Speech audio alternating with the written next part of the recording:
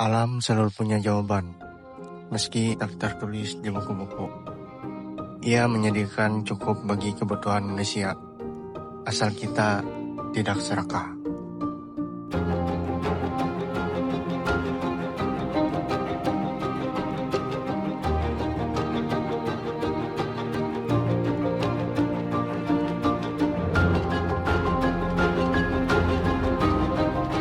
Setiap perjalanan besar dimulai dari persiapan kecil. Kami membawa perlengkapan seadanya, namun cukup untuk menembus rimba. Untuk menuju air terjun Bayangan, pertama-tama kami harus melewati jalan perusahaan aktif yang dilalui truk-truk dan alat berat.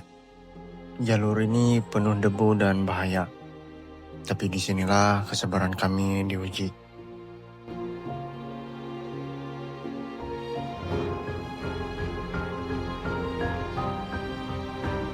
Baik teman-teman, kita harus ekstra hati-hati karena melihat jalan ini dipakai untuk healing. Ditambah kondisi jalan berdebu, mungkin tidak ada penyiraman sampai tempat kita tujuan. Banyak debu punya jalan. Tiap langkah roda harus hati-hati karena jalan berdebu bisa membuat pandangan samar. Perjalanan ini bukan hanya tentang sampai di tujuan, tapi juga tentang bagaimana kami melewati setiap rintangan.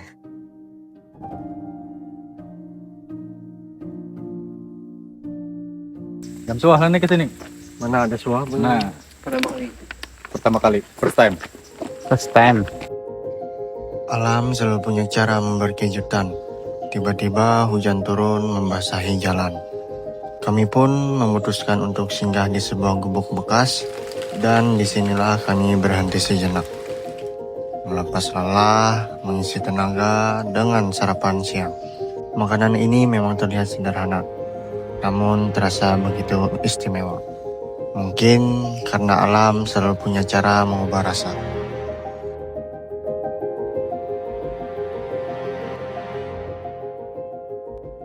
Hujan reda, perut terisi, tenaga kembali, dan langkah kaki siap menembus rimba lagi.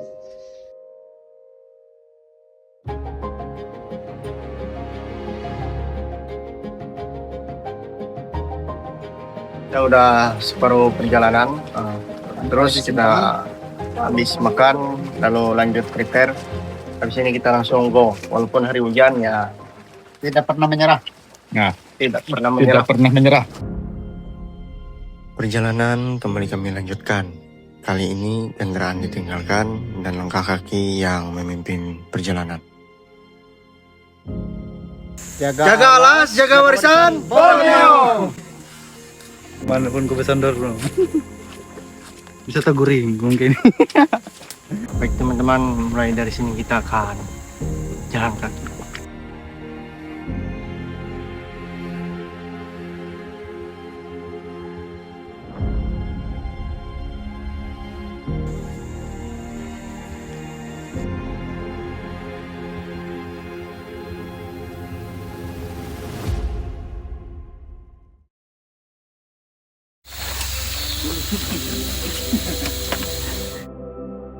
Kayak Pak Smackdown, lagi menggunakan kacamata pornografi. Setelah lumayan lama berjalan, menapaki jalan yang naik dan turun bukit, kami akhirnya memutuskan untuk beristirahat sejenak. Keringat menetes, napas terengah, namun semangat tetap menyala. Mangga. Seru sih, tapi capek. Penuh perjuangan karena kita harus melewati hujan, badai, dan debu. Kita istirahat dulu, kita ngerokok kan.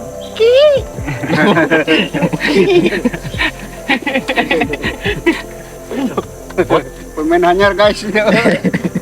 Auto bukurus. First time lah. First time.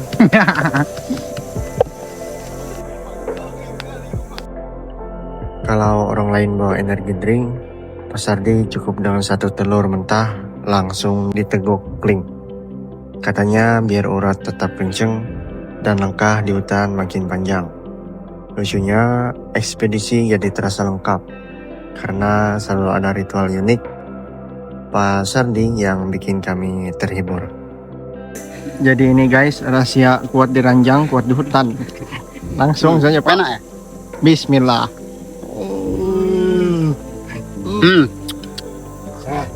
Enak guys. Boleh dicoba. Wanang nabok. Ayo kacong. Enak ya. Rahasia kuat di ranjang, kuat di hutan. Nabok kalau ada orang sopan.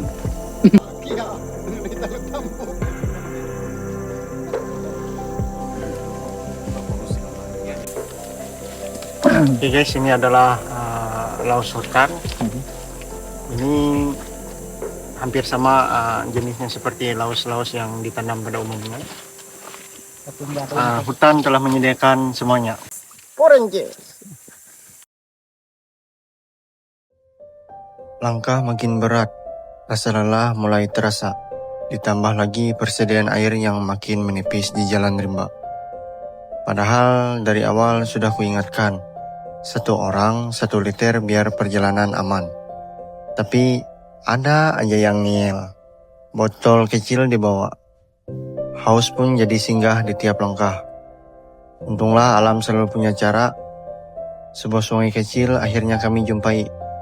Airnya begitu jernih, bening bagai kaca.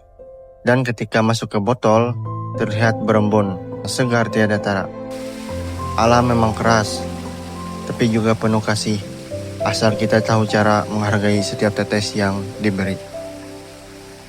Aku tadi habis ngambil air di bawah karena persediaan airku habis.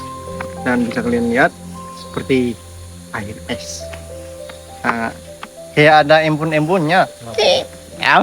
Biar bakukut tapi tidak menyerah. Kata-kata Pak Sardi adalah salah satu motivasi kami. Yang apabila diterjemahkan, biar merangkak, tidak akan menyerah.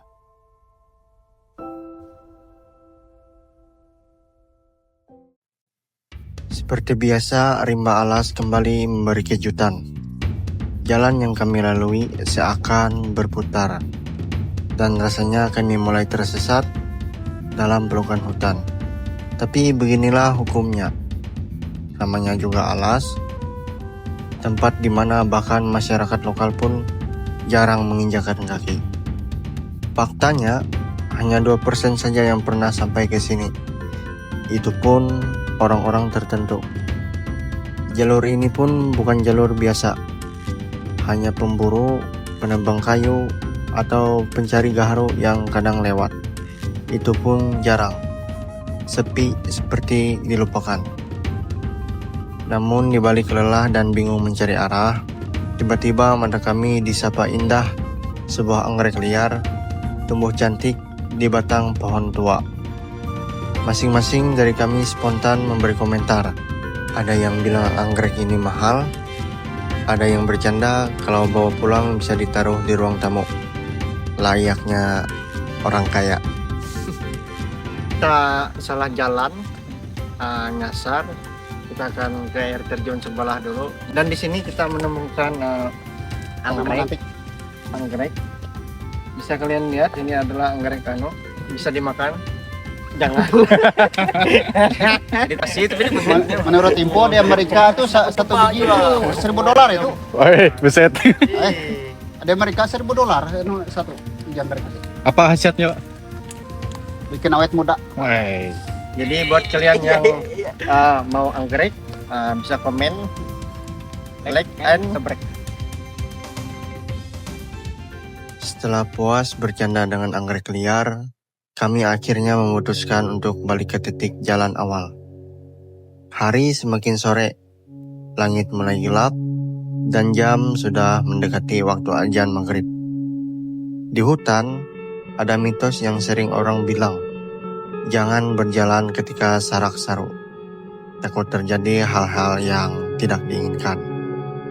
Maka kami duduk diam, menunggu waktu reda, baru melanjutkan perjalanan ketika malam tiba.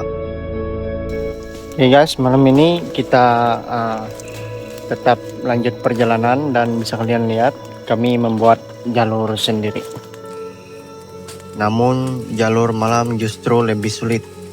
Semak-semak rapat, jalan makin tertutup, hingga parang pun terpaksa kami keluarkan.